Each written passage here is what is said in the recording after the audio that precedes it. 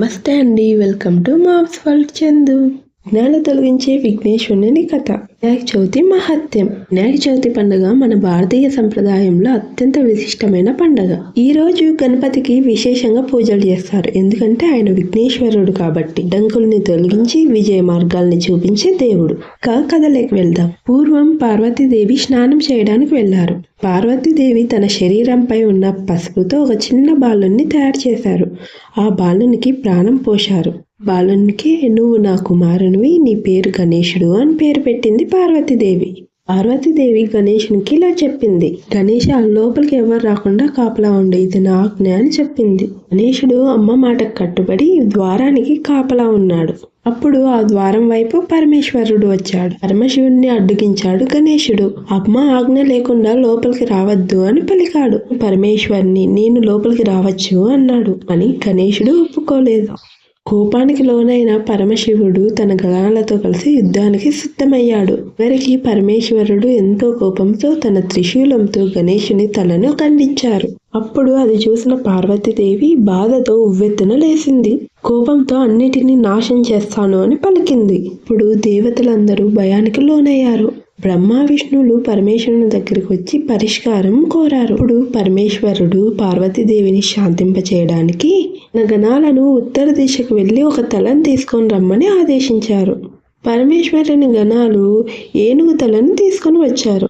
తలని గణేశుని శరీరానికి అమర్చారు. పరమేశ్వరుడు గణేశునికి తిరిగి ప్రాణం పోశారు. దేవతలందరూ గణపతికి వరాల వర్షంతో ఆశీర్వదించారు. విద్యా బుద్ధులు ప్రసాదించేవాడని, విఘ్నాలను తొలగించేవాడని, ఎల్లప్పుడూ గణపతికి తొలి పూజ చేయాలని వరమిచ్చారు.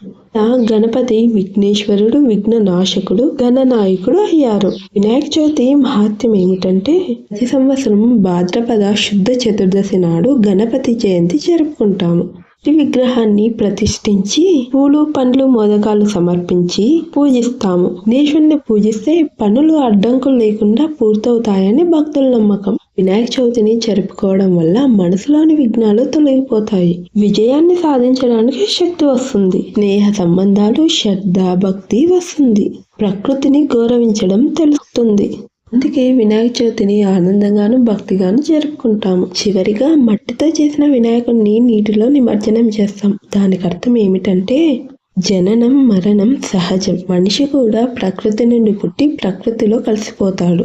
వినాయక చవితి నేటి తరానికి ఏం చెప్తుందంటే, అడ్డంకుల్ని తొలగించడం. నేటి కాలంలో చదువుల్లోనూ, ఉద్యోగాల్లోనూ, వ్యాపారాల్లో వచ్చే సమస్యలను జ్ఞానంతోనూ ధైర్యంతోనూ సాధించాలని విఘ్నేశ్వరుడు మనకు తెలియజేస్తాడు. రెండవది, తల్లిదండ్రుల్ని గౌరవించడం. గణపతి కార్తికేయుని పందెంలో తల్లిదండ్రులే ప్రపంచమని నిరూపించాడు గణపతి.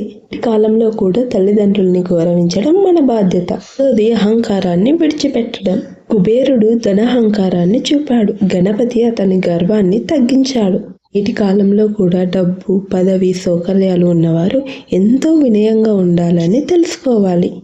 ప్రకృతిని గౌరవించడం. గణపతిని ప్రతిష్ఠించి నీటిలో నిమజ్జనం చేయడం వల్ల ప్రకృతి చక్రాన్ని గుర్తు చేస్తుంది.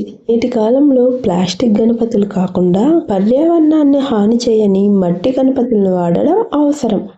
స్నేహభావం. వినాయక చవితి రోజున కుటుంబం అంతా, స్నేహితులంతా కలిసి వినాయకుడిని పూజిస్తారు. నేటి కాలంలో ఒకరికొకరు సహకరించుకుని కలిసిమెలిసి ఉండాలని ఈ వినాయక చవితి మనకు చెప్తుంది. వినాయక చవితి అంటే తల్లిదండ్రుల్ని గౌరవించడం, అహంకారాన్ని దూరం చేయడం, జ్ఞానంతోనూ ధైర్యంతోనూ అడ్డంకుల్ని తొలగించడం, ప్రకృతిని కాపాడడం, ఐకమత్యంగా ఉండడం. పతి బొప్ప మోర్య.